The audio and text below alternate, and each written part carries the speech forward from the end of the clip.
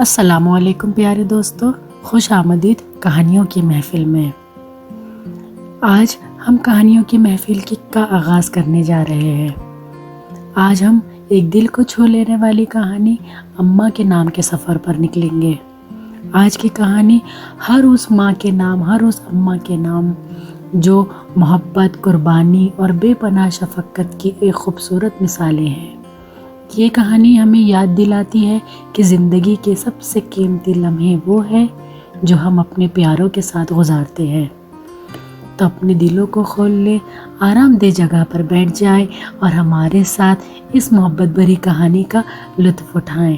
آئے کہانی کا آغاز کرتے ہیں۔ جب ابا کے تنخواہ کے 350 روپے پورے خرچ ہو جاتے تب اماں ہمارا پسندیدہ پکوان تیار کرتی۔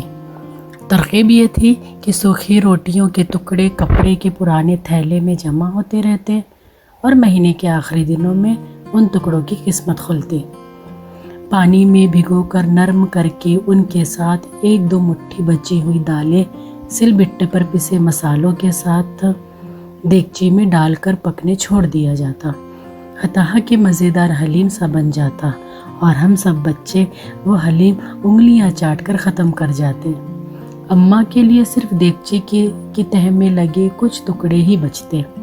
اماں کا کہنا تھا کہ خورجن کا مزہ تم لوگ کیا جانو، اور اماں ایسی سگڑتی کہ ایک دن گوبھی پکتی اور اگلے دن اس گوبھی کے پتے اور ڈنڈیوں کی سبزی بنتی، اور یہ کہنا مشکل ہو جاتا کہ گوبھی زیادہ مزے کی تھی یا اس کے ڈنڈیوں کی سبزی۔ اماں جب بھی بازار جاتی تو غفور درزی کی دکان کے کونے میں پڑی کترنوں کی پوٹلی بنا کے لے آتی۔ کچھ عرصے بعد یہ کترنے تکیے کے نئے غلافوں میں بھر دیے جاتے، کیونکہ اماں کے بقول ایک تو مہنگی روئی خریدو اور پھر روئی کے تکیوں میں جراثیم سے بسیرا کر لیتے ہیں، اور پھر کترنوں سے بھرے تکیوں پر اماں رنگ برنگے دھاگوں سے شاعری کاٹ دیتی۔ کبھی لاڑ آ جاتا تو ہنستے ہوئے کہتے، تم شہزادیوں کے تو نخرے ہی نہیں سماتے جی، سوتے بھی شاعری پر سر رکھے ہو۔ عید کے موقع پر محلے بھر کے بچے غفور درزی سے کپڑے سلواتے، ہم ضد کرتے تو اماں کہتی وہ تو مجبوری میں سلواتے ہیں کیونکہ ان کے گھروں میں کسی کو سینہ پرونا نہیں آتا۔ میں تو اپنے شہزادیوں کے لیے ہاتھ سے کپڑے سیوں گی۔ جمعۃ الوداع کے مبارک دن ابا لٹھے اور پھولدار چھیٹ کے 2 آدھے تھان جانے کہاں سے خرید کر گھر لاتے۔ لٹھے کے تھان میں سے ابا اور 3 لڑکوں کے، اور چھیٹ کے تھان میں سے 2 لڑکیوں اور اماں کے جوڑے کٹتے، اور پھر اماں ہم سب کو سلانے کے بعد سحری تک آپا نسیمن کے دیوار ملے کوارٹر سے لائی گئی سلائی مشین پر سب کے جوڑے سیتے۔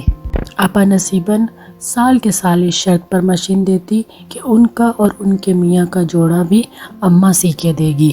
ہم بہن بھائی جب ذرا سیانے ہوئے تو ہمیں عجیب سا لگنے لگا کہ محلے کے باقی بچے بچیاں تو نئے رنگوں کے الگ الگ چمکیلے سے کپڑے پہنتے ہیں، مگر ہمارے گھر میں سب ایک ہی طرح کے کپڑے پہنتے ہیں۔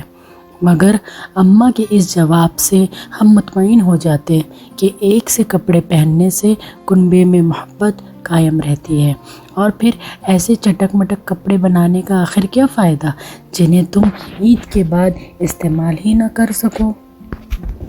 چھوٹی عید یوں بھی واحد تہوار تھا جس پر سب بچوں کو ابا 1 روپے کا بڑا سکہ دیتے تھے۔ اس کے انتظار اور خرچ کرنے کی منصوبہ بندی میں چاند رات آنکھوں میں ہی کٹ جاتی۔ صبح نماز کے بعد ہم بچوں کی شاپنگ شروع ہو جاتی۔ سب سے پہلے ہر بہن بھائی ٹھیلے سے ایک پنی والی گول اینک خریدتے، جیسے پہن کر چال میں اتراہٹ سی آ جاتی۔ پھر سب کے سب چاندی کے ورق لگی میٹھی املی اس لالچ میں خریدتے کہ رفیق افیمچی ہر ایک کو املی دیتے ہوئے تیلی جلا کر املی میں سے شعلہ نکالے گا۔ پھر خانہ بدوشوں کے دکانوں میں بھرے مٹی کے کھلونے اور رنگین کاغذ اور بانس کے لچکدار تیلیوں سے بنے گھوڑوں کی باری آتی۔ آخر میں بس اتنے پیسے بچتے کہ سوڈے کی بوتل آ سکے۔ چنانچہ ایک بوتل خرید کے ہم پانچوں بہن بھائی اس میں سے باری باری ایک ایک گھونٹ لیتے اور نظریں گڑائے رہتے کہ کہیں کوئی بڑا گھونٹ نہ بھر جائے۔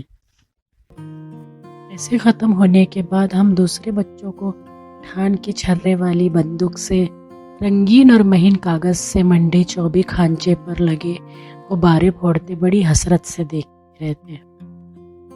بندر یا ریچھ کا تماشا بھی اکثر مفت ہاتھ آ جاتا اور اوپر نیچے جانے والی گول جھولے میں بیٹھنے سے تو ہم سب بہن بھائی ڈرتے تھے اور اس کا ٹکٹ بھی مہنگا تھا۔ بقرہ عید پر سب کے یہاں قربانی ہوتی سوائے ہمارے، مگر یہاں بھی اماں کہتی کہ جو لوگ کسی وجہ سے دنیا میں قربانی نہیں کر سکتے ان کے بکرے اللہ میاں اوپر جمع کرتا رہتا ہے۔ جب ہم اوپر جائیں گے ایک ساتھ سب جانور قربان کریں گے انشاءاللہ۔ ایک دفعہ گڑیا نے پوچھا کہ اماں کیا ہم جلدی اوپر نہیں جا سکتے؟ ہر سوال پر مطمئن کر دینے والی اماں چپ سی ہو گئی اور ہمیں صحن میں چھوڑ کر اکلوتے کمرے میں چلی گئی۔ ہم بچوں نے پہلی بار کمرے سے سسکیوں کی آوازیں آتی سنی، مگر جھانکنے کی ہمت نہ ہوئی۔ سمجھ میں نہیں آیا کہ آخر گڑیا کی بات پر رونے کی کیا بات تھی۔ کوئی 6-7 ماہ بعد ایک دن اماں باورچی خانے میں کام کرتے کرتے گر پڑی۔ ابا نوکری پر تھے اور ہم سب اسکول میں۔ گھر آ کر پتہ چلا کہ آپا نصیباً اماں کی چیخ سن کر دوڑی آئی اور پھر گلی کے نکڑ پر بیٹھنے والے ڈاکٹر محسن کو بلا لائی۔ ڈاکٹر صاحب نے کہا کہ اماں کا دل اچانک ساتھ چھوڑ گیا ہے۔ تدفین کے بعد ایک روز گڑیا نے میرا بازو زور سے پکڑ لیا اور یہ کہتے ہوئے پھٹ پڑی اوپر جا کر اگلی عید پر اکیلے بکرے کاٹے گی اور ہمیں یہیں چھوڑ گئی۔ اور اسی کے ساتھ آج کی کہانی تھی ہر اس ماں کے نام جو بے مثال قربانیاں اور محبت کی علامت ہے۔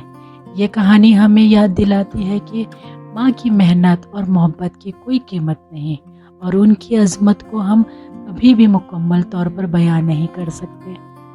اگر آپ کو ہماری کہانی پسند آئی تو ہمارے چینل کہانیوں کی محفل کو سبسکرائب کریں اور نئی کہانیوں کے لیے نوٹیفیکیشنز آن کریں۔ آپ کا وقت دینے کا شکریہ۔